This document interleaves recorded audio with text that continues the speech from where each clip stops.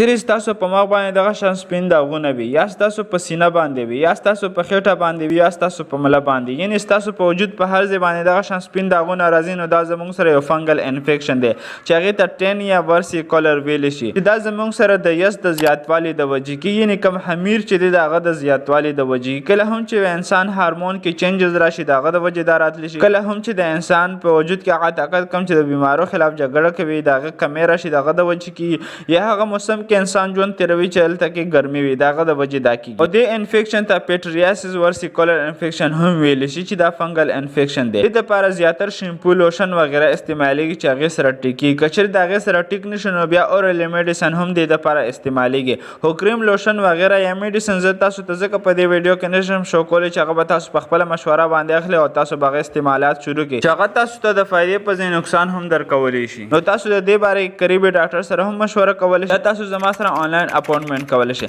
همدغه شان میډیکل انفارمیشن دپاره زموږ سره اوسئ او دا ویډیو در سره مخکې شیر کړئ شکریه الله حافظ